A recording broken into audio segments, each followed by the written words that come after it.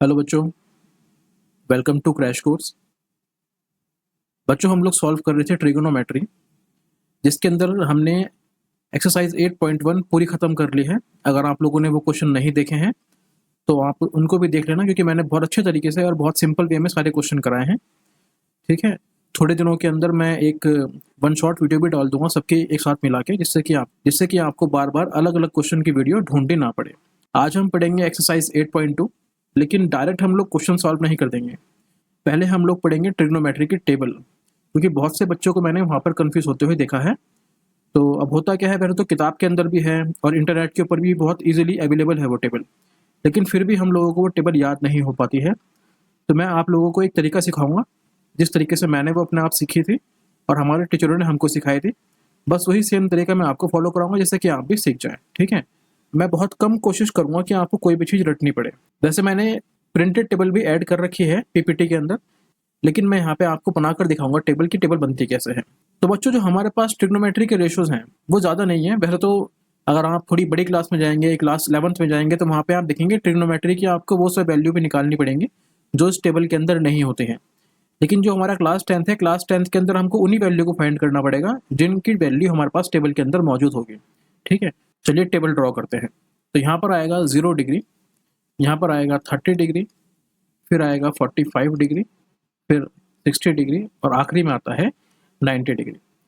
तो बच्चों, हमारे पास जो इसकी वैल्यूज़ हैं वो सिर्फ 90 डिग्री तक ही हैं। लेकिन अगर आप थोड़े से आने वाले टाइम पे जब क्लास 11th के अंदर जाएंगे, तो आप लोगों को वहाँ पे 145 की वैल्यू भी निकालनी पड़ेगी, वहाँ पर आपको 180 की वैल्यू भी निकालनी पड़ेगी। तो उनके कुछ अपने तरीके होते हैं, उनसे वो निकल सकता है। वैसे अगर हम लोग अगर 2-3 साल या पहले की बात करें, क्लास 10th के अंदर ही, या फिर अगर आप पुरानी किताबें देखेंगे, तो वहाँ पर भी आपको इस तरह की वैल्यू देखने के लिए मिलेगी। लेकिन जो लेटेस्ट पैटर्न चल रहा है, सीबीएसई ने थोड़ा सा सिलेबस जो है वो कट कर दिया है, तो आपके लिए सिर्फ इन्हीं वैल्यू को पढ़ना है, इसके बाहर आपके पास वैल्यू नहीं आएगी। ठीक है, तो यहाँ पर आएगा आपका साइन थीटा, मतलब कि साइन। यहाँ पर आएगा आपका कॉस, इधर आएगा आपका टेन, यहाँ पर आएगा साइन का उल्टा होता है कॉसेक, यहाँ पर आएगा सेक, और इधर आएगा आपका कॉट। ठीक है, अब देखो, आपको सिर्फ पहली लाइन याद करनी है, मतलब कि साइन की वैल्यू आपको याद करनी पड़ेगी। उसके बाद आप सारी की सारी अपना आप ही निकाल देंगे। ठीक है, देखते हैं साइन की वैल्यू क्या होगी। मैं यहाँ पर पेन चेंज कर लेता हूँ। देखो, साइन 0 जो होता है वो 0 होता है। ठीक है, और साइन 90 कितना होता है? साइन 91 होता है। मतलब कि जो साइन की वैल्यू होगी वो कम से कम 0 होगी और ज़्यादा से ज़्यादा 1 होगी। ठीक है, तो यहाँ पर जो नंबर आएंगे वो 0 और 1 के बीच में ही होंगे। तो यहाँ पर आपको याद करना पड़ेगा 0, 1/2, 1/√2, √3/2 और साथ में 1। ठीक है, तो क्या हुई लाइन? 0, 1/2, 1/√2, √3/2, 1। ठीक है, अगर आप इसको ड्रॉ कर रहे हैं, 3-4 बार आपको ड्रॉ करके देखनी पड़ेगी, आपको तभी याद आएगी ये। ठीक है, अगर आप सोच रहे हैं कि मैं आपको करा रहा हूँ और आपको ये तुरंत याद हो जाएगी, ऐसा नहीं है बच्चों। जब हमने भी इस टेबल को याद किया था, तो हमने भी 4-5 बार इस टेबल को ड्रॉ किया था, तभी हमको भी ये टेबल समझ में आई थी। ठीक है, तो आपको भी ऐसे बार बार इसको ड्रॉ करते रहना है और अपने आप आपको पता भी नहीं चलेगा कि कब आपको याद हो जाएगी। तो साइन की वैल्यू हुई 0, 1/2, 1/√2, √3/2 और साथ में आके 90 पे 1। ठीक है, कॉस में कुछ नहीं करना है, बस इसका उल्टा लिख देना है। मतलब कि जो वैल्यू 90 की होगी वो यहाँ पे 0 की वैल्यू हो जाएगी।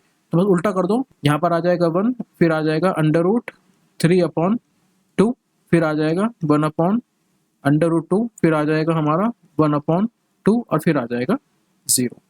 ठीक है, tan क्या करते हैं? अब देखो, tan जो होता है ना, tan का अपना एक फॉर्मूला होता है। tan को मैं बोल सकता हूँ साइन अपॉन में कॉस, मतलब कि ऊपर आ जाएगा साइन और नीचे आ जाएगा कॉस। तो मेरे को यहाँ पे tan निकालना है, मतलब कि tan 0 निकालना है।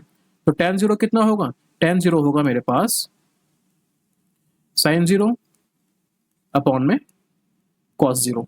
मैंने यहाँ पे साइन 0 निकाला, कितना है? साइन 0 है 0 और कॉस 0 कितना है? 1, और 0/1 कितना होता है? 0। तो यहाँ पे आ जाएगा आपका 0। ठीक है, अब यहाँ पे निकालना है आपको tan 30। तो tan 30 निकालने के लिए आप लेंगे यहाँ पे साइन 30 अपॉन में कॉस 30। साइन 30 कितना है? साइन 30 है आपके पास 1/2 और कॉस 30 कितना है? वो है आपके पास √3/2।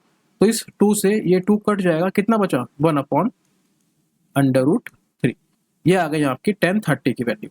अब निकालते हैं tan 45।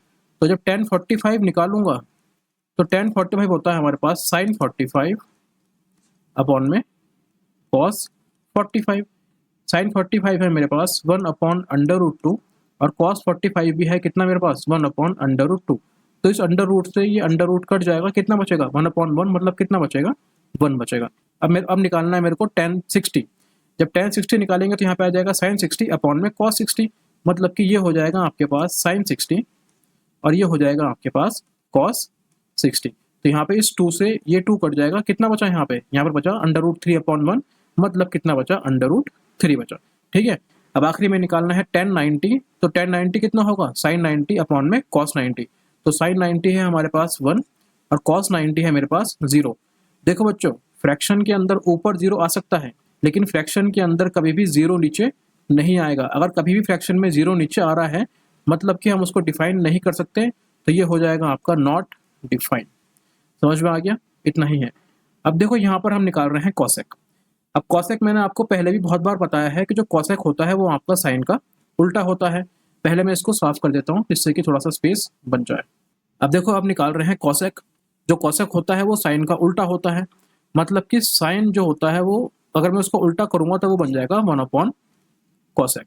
मतलब कि अगर सपोज साइन की वैल्यू a है तो कॉसेक की वैल्यू कितनी हो जाएगी 1/a, मतलब इस तरह से हो जाएगा।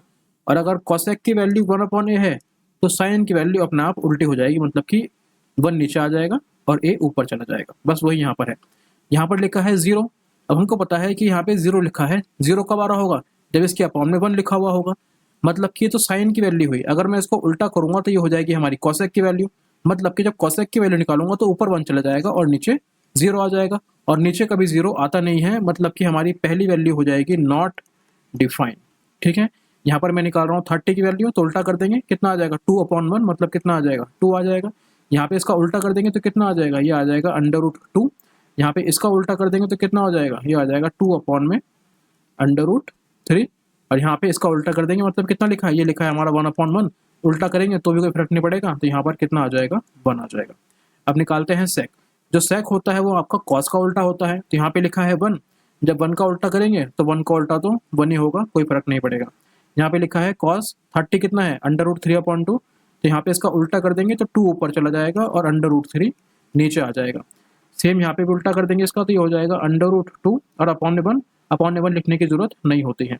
फिर यहाँ पे लिखा है 1/2, इसका भी उल्टा कर देंगे तो कितना हो जाएगा, ये हो जाएगा 2/1 और अपॉन में 2 लिखने की जरूरत नहीं होती है, तो ये आ जाएगा आपका 2। अब देखो यहाँ पे लिखा है 0, मतलब कि ये कुछ इस तरह लिखा होगा 0/1। ठीक है, लेकिन जैसे ही मैं इसका उल्टा करूंगा तो ये 1 ऊपर चला जाएगा और 0 नीचे आ जाएगा।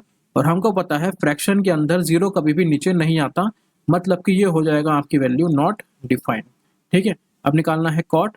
कॉट को निकालेंगे, कॉट होता है हमारा tan का उल्टा, तो यहाँ पे जब 0 अपॉन में आएगा तो ये भी हो जाएगा आपका नॉट डिफाइंड। यहाँ पे इसको निकालेंगे tan 30। tan 30 का क्या है 1/√3 होता है, तो इसका उल्टा करेंगे तो √3 ऊपर चला जाएगा, 1 नीचे आ जाएगा। ठीक है, यहाँ पर तो 1 है तो 1 का उल्टा करेंगे तो 1 ही होता है। यहाँ पे लिखा है √3, मतलब कि ये ऐसे लिखा होगा √3/1। जब इसका उल्टा करेंगे तो उल्टा हो जाएगा 1/√3, तो यहाँ पे आ जाएगी इसकी वैल्यू 1/√3। और यहाँ पे लिखा है नॉट डिफाइंड। नॉट डिफाइंड मतलब क्या हुआ, नॉट डिफाइंड का मतलब ये हुआ कि नीचे 0 होगा ऊपर 1 होगा, यही तो होगा नॉट डिफाइंड। जब इसका उल्टा करेंगे तो ऊपर 0 चला जाएगा नीचे 1 आ जाएगा, मतलब कि ये हो जाएगा आपका 0। समझ में आ गया। तो बच्चों ये टेबल थी जो आपको बार बार रिपीट करनी है और बार बार अपने हाथ से इसको ड्रॉ करके देखना है। और जितनी बार भी आप इस चैप्टर के क्वेश्चन करेंगे उतनी बार आपको टेबल ड्रॉ करनी पड़ेगी कम से कम। मतलब ये सोच लेना अगर क्लास 10th के अंदर आपको इस क्वेश्चन के अंदर गलती नहीं करनी तो कम से कम 20 से 25 बार इस टेबल को आपको ड्रॉ करके देखना पड़ेगा। ठीक है, देखो बहुत से बच्चे ऐसे होते हैं जो 1 या 2 बार ड्रॉ करेंगे उनको टेबल याद हो जाएगी, लेकिन कुछ बच्चे ऐसे भी होते हैं जो 10 बार भी इसको टेबल को बनाएंगे तो भी वो याद नहीं कर पाएंगे। तो ये उन्हीं के लिए ट्रिक है एक तरह की कि बार बार लिख के देखो, अपने आप ही याद हो जाएगी। ठीक है बच्चों, मेहनत करो, आपकी ज़िंदगी बहुत इंपॉर्टेंट है इस देश के लिए। ठीक है, आपको बहुत आगे बढ़ना है, इस देश को संभालना है आप लोगों को, तो थोड़ी मेहनत तो करनी पड़ेगी। ठीक है, चलिए अब चलते हैं आगे, क्वेश्चन करते हैं। मैंने यहाँ पर ये टेबल भी ड्रॉ कर रखी है, अगर आप चाहें तो यहाँ से भी ड्रॉ कर सकते हैं। ठीक है, बस मैं आपको बना के दिखाना चाह रहा था इसलिए मैंने वो खुद बना के दिखाई है। देखो पहला क्वेश्चन लिखा है यहाँ पे sin 60 cos 30 plus sin 30 cos 60। अब देखो मेरे को टेबल याद है तो मैं तो डायरेक्ट करूंगा, आपको टेबल याद नहीं है तो आप इसको टेबल खोल के सामने से देख के सॉल्व कर सकते हैं, ठीक है। तो यहाँ पे साइन 60 होता है मेरे पास √3/2 इंटू कॉस 30 कितना होता है, कॉस 30 होता है मेरे पास √3/2, ये भी इतना होता है। प्लस में कितना आ जाएगा, साइन 30 होता है मेरे पास 1/2 और कॉस 60 होता है मेरे पास 1/2। जब इसको सॉल्व करूंगा तो यहाँ पे देखो देखो फ्रैक्शंस के अंदर क्या होता है, जैसे यहाँ पे लिखा है फ्रैक्शन a/b इंटू में c/d। फ्रैक्शन में अगर इस तरह से फ्रैक्शन लिखे हैं और बीच में मल्टीप्लाई है, मतलब कि ऊपर का नंबर ऊपर मल्टीप्लाई करेगा और नीचे का नंबर नीचे मल्टीप्लाई करेगा।